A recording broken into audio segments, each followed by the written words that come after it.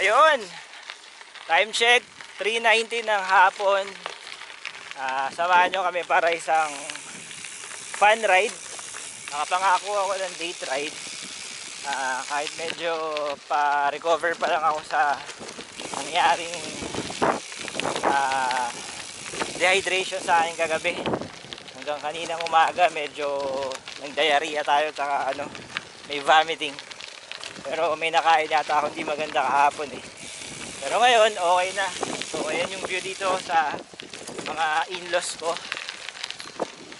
Galing kami mismo sa bahay ng mga in-laws ko, no? So ito yung dinadaanan lagi ng Pajero. So makita nyo mamaya yung ibang parte rito sementado na, buti sementado na. Pero grabe ang daan dito. So talaga literal na trail.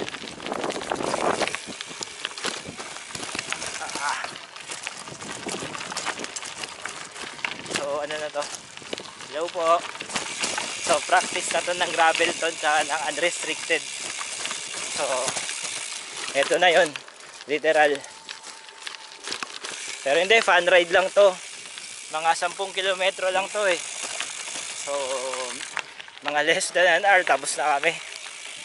Mag-food trip lang kami doon sa may bypass road. Yun lang yun eh, magdi-date lang kami ron. May mga siomay doon. Hopefully di masira ulit yung tiyan ko.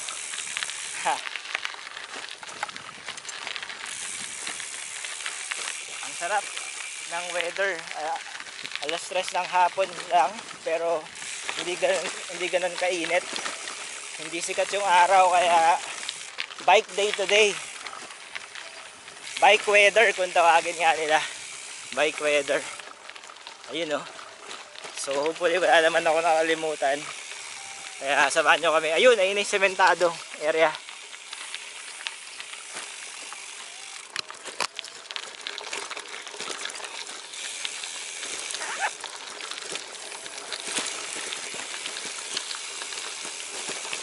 Ayan. Ito na yung sementadong area. Daan-daan mi. Yan, okay. Yun. Oh. Paspas na tayo mi. Oh, paspas na.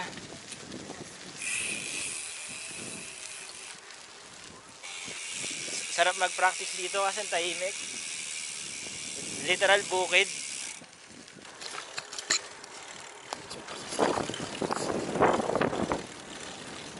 Ayun yung misis ko, no? So, tinuturuan ko kung paano lang pinisan niya yung pagpadyak niya. Medyo ang bagal ng pacing namin eh. Pero expected ko naman mabagal. 10 kph to 15 kph lang itong takbuhan namin, sigurado ko. Ayun o, kabilaan, bukid. Bike weather day today. Bike weather day today. Thank you Lord.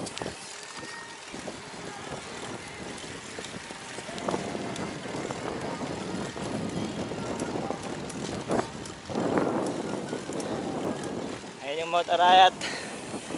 Mount Arayat date. Here we go.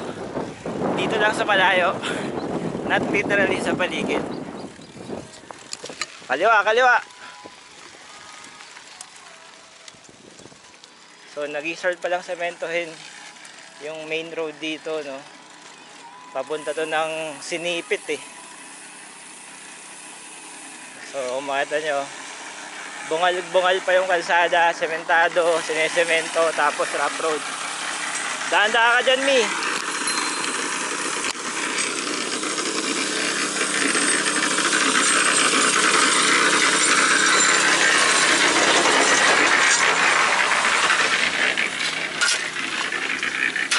Ayun. So, papunta kami ng Cabiao. Cabiao yung lalabasan ng bypass dito eh.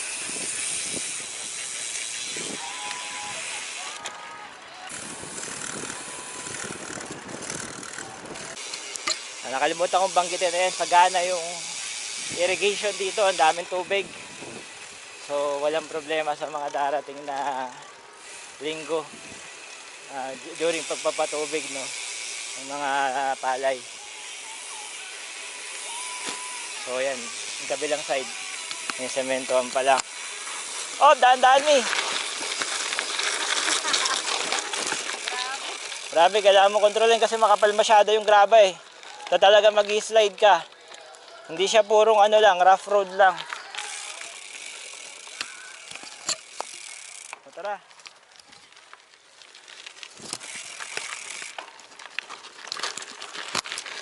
Makapal yung tinambak nilang mga graba, tas malalaki yung bato. So talagang dudulas yung ano mo, lulubog, tsaka dudulas yung mga gulong ng bisikleta rito. Sa kanya, MTB na yung bike niya, makapal na yung gulong niya. Ganun pa rin. Sa akin, naka-gravel pa naman yung piece.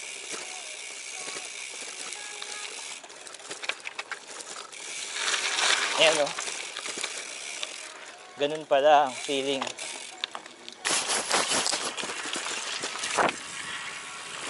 Yan ay init, lumabas, nagtago yung lumabas sa pagkakatago yung araw. Ayun na yung ano, yung arayat. So, nakaliko na kami.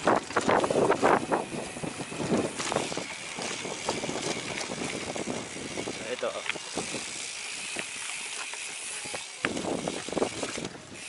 Lumipat na yung patubig sa kabilang side. Yun na yung arayat.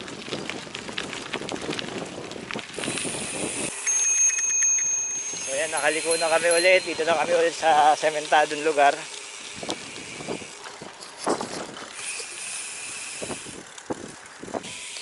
Mahirap makipagtalo sa asawa. Wala na pag nagbabike kayo pareho. Yung pacing niya yung masusunod. Diba? Medyo lang. Yan, sige, kargaan mo pa. Karga, abulin mo ako. Karga.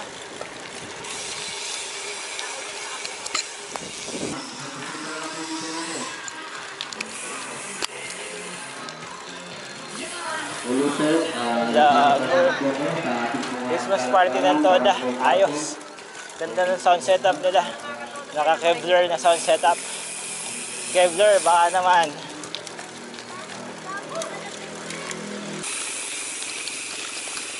Ganda nung sunrise dun malapit sa Arayat oh. Hopefully kita sa video. Ang ganda eh. Ayan oh. Tumatagos dun sa ulap.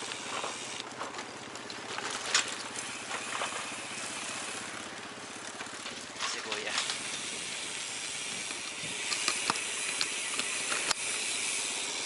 Balik na naman kami sa gravel road. So talagang ganun dito eh.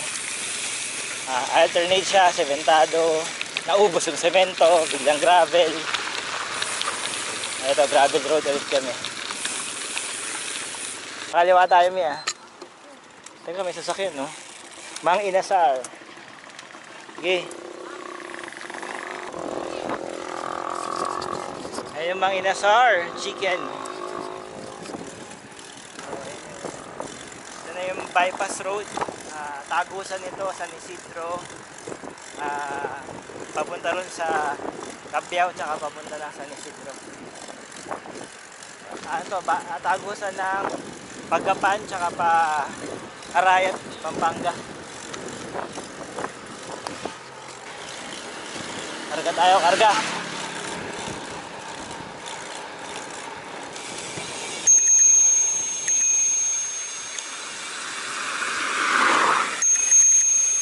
Karga mami, karga. Isang stretch to.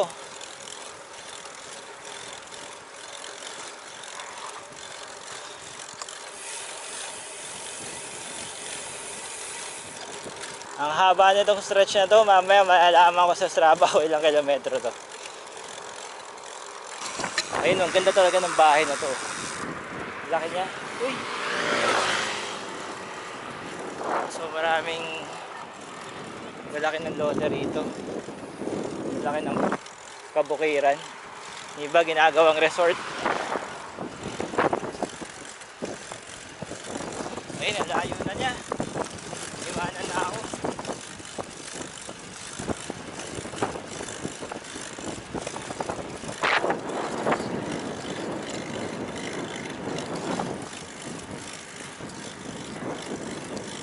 Ayun, sasarap. hangin. Tatanaw ba yung kabundukan doon? Hindi pa rin na Sierra Madre Ranges yun eh. Hello, pangarap kong FJ Cruiser.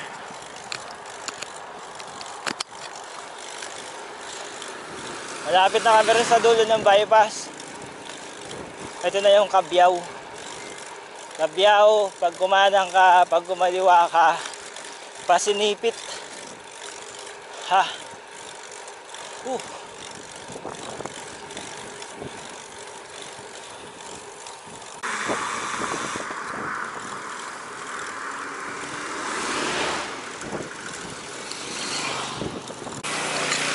Hindi na, ikot lang tayo. Ayun, mukhang masarap yung barbecue ni Kuya dun ah. Ayun yung bypass? Oh, yan na yung dulo.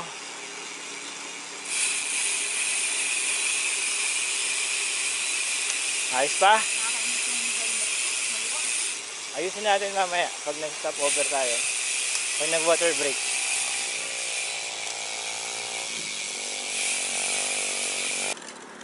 Ito, grabe yung bahay dito. Laki oh. Laki ng property niya. May isang hektarya siguro yan. Ginawa lang yung bahay. So ayan oh.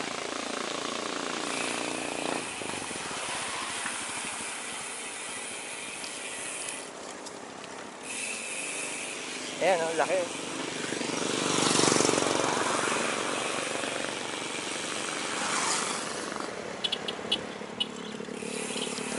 Laki ng property niya. Sana all. Hello. Okay, kaway sa camera. Si Kuya. Ha? Si Kuya, kaway sa camera. Kumakaway. Mga bante, kakanan tayo ni. So pag kumaliwa, barangay Sinipit. Pag kumanan, Cabiao. Doon tayo mag water break.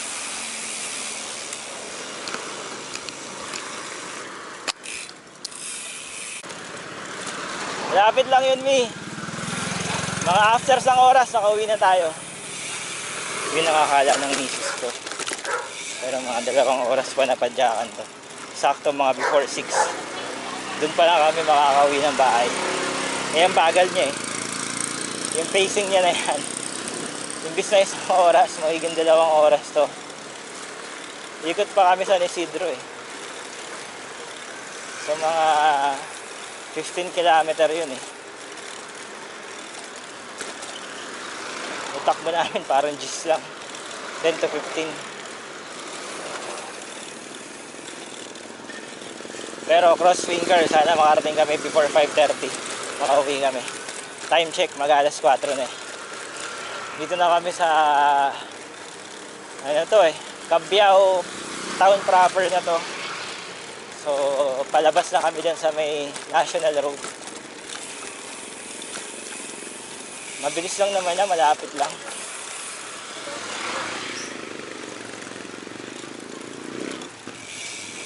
Loop lang to, loop. Doon tayo bibili sa labas, Mi.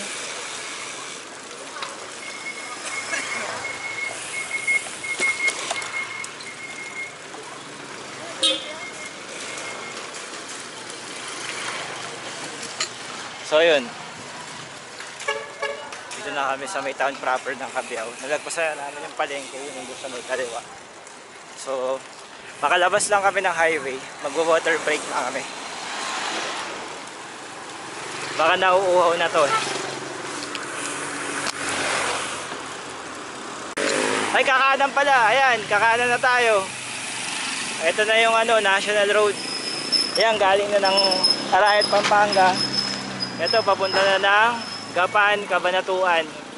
Itong tinatahak namin na direksyon.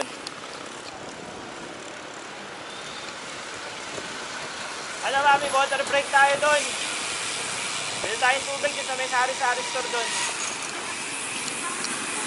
Diretso ka lang, diretso ka lang.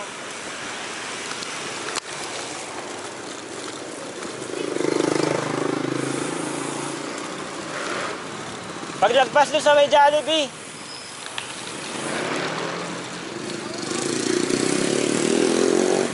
Yan, paglagpas ng Jollibee, may tubigan dyan. May sari-sari store paglagpas ng Jollibee. Hindi pa, ikaw? Hindi pa? O sige, diretso pa. Very good. Yan ang misis ko.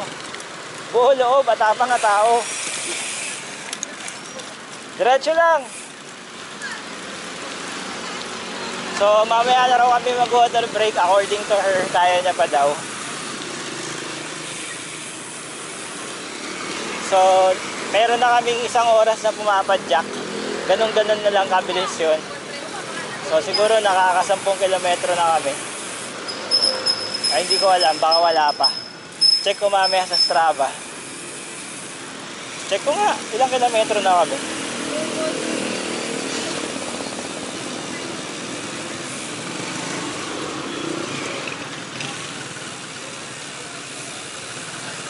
So yun, sakto nga, nakaka 12 kilometer na kami. So feeling ko makaka 25 kilometer kami nito, 25 to 30. Para maka-loop pabalik sa amin.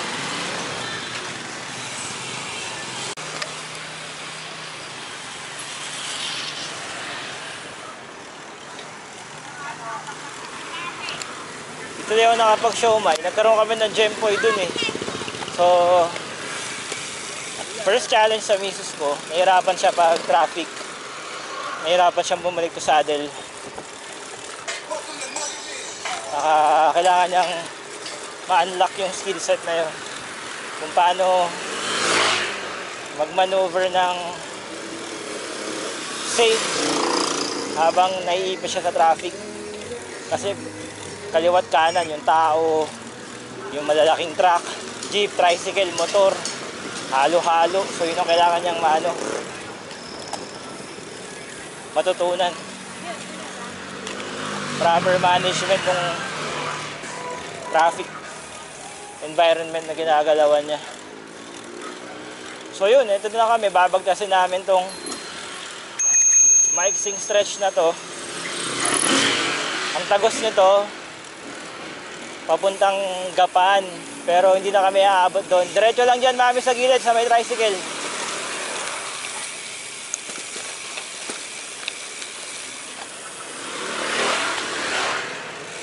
Baba ka na sa saddle, Mi. Baba ka sa saddle. Yan yung pag-aralan mo, Mi. Yung mga ganyang sitwasyon. Ay, shit. Uminto ka kasi. Akala ko diretso ko eh. Titignan mo, wag ka basta hihinto. Meron ano sa likod mo. Hindi lang pwedeng tao, tricycle o kaya kotse. Tatabi ka muna. Hindi pwedeng hihinto ka lang sa gitna. Diretso, Mi.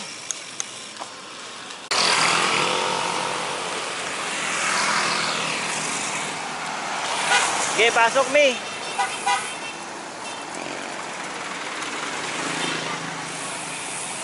Ayan, may kotse, Mami. Preno ka na, Mi. Preno ka na. Diretso lang siya.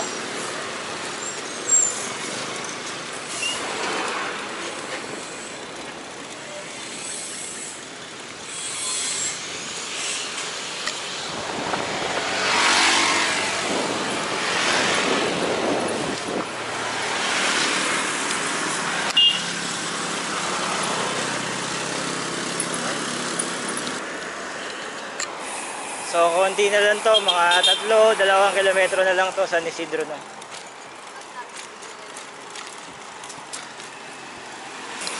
Ito na yung ano.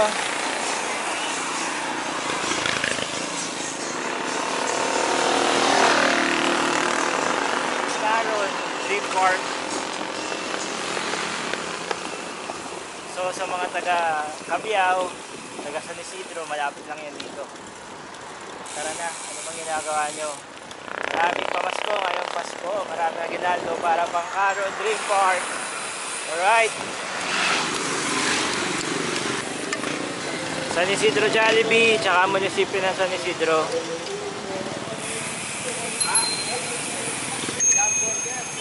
So water break muna kami rito sa may 7-Eleven. Ayun na. Ito yung plaza ng San Isidro.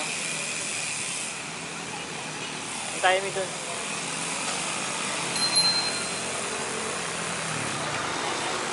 Dami.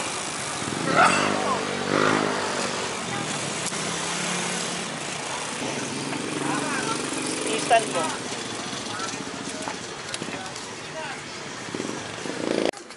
So, kailangan happy siya. So, bilan natin ng tubig tsaka ng saan yung Tomoka. Drink taste. Tomoka.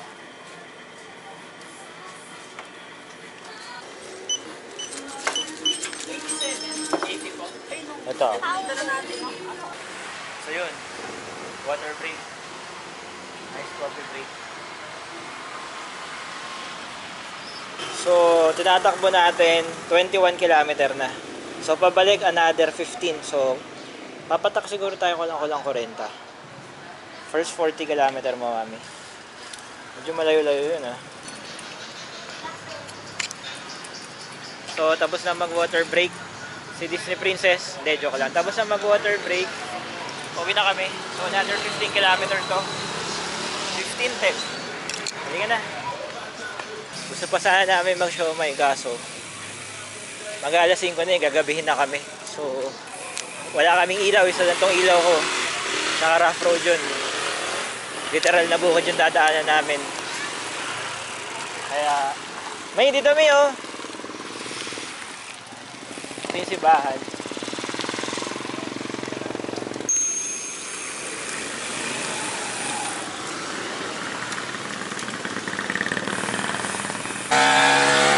Ito yung famous na sabungan dito sa San Isidro. Ayan, napakaganda daw dyan. So, nandito pa din kami sa San Isidro Road. Mga 2 kilometro pa to bago kami kumaanan papasok ng Mangga Road. Kasi mabilis na yun, mga 5 to 7 kilometer na lang siguro yun.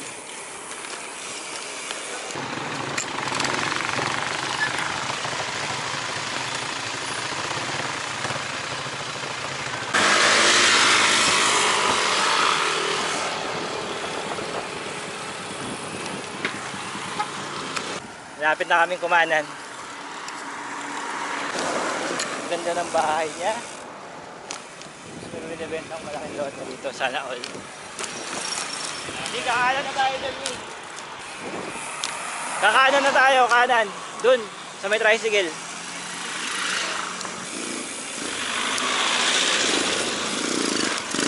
Ayun o. Malapit na kami. Ang sagana talaga ng irrigation ngayon, no? Ang daming tubig.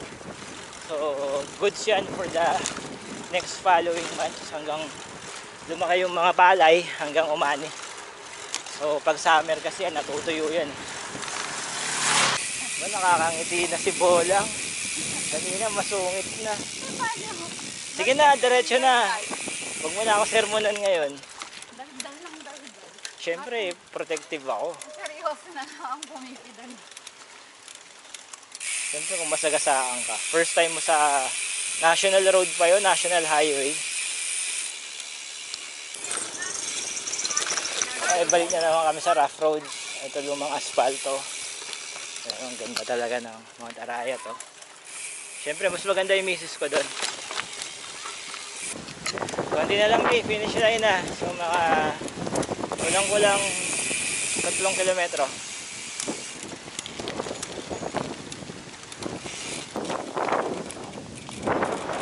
Harap tayo.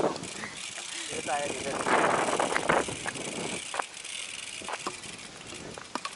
Ayan. Picture. 1, 2, 3, smile. Ano, tara na. So, yun no. More than 30 kilometer na ikot ng San Isidro, Cabiao, Nueva Ecija.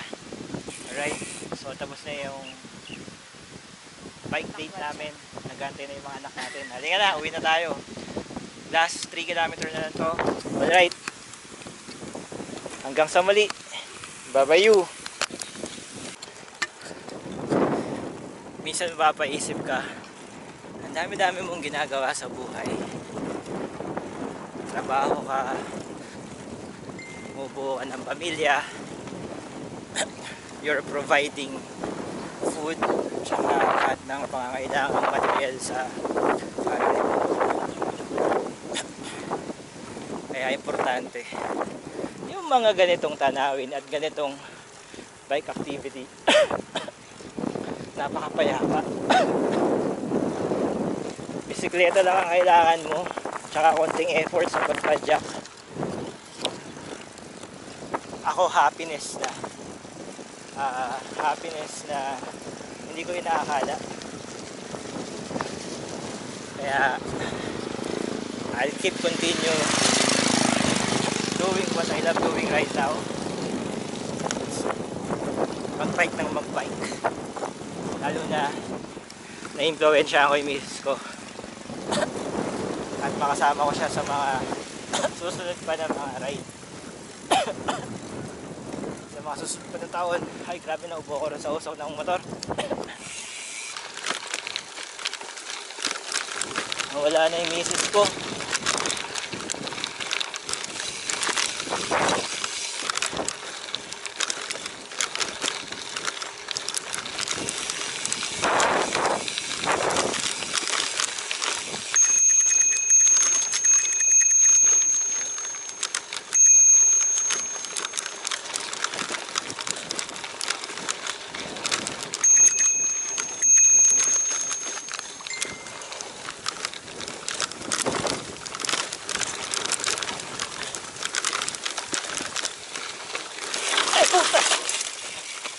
Puta ragis.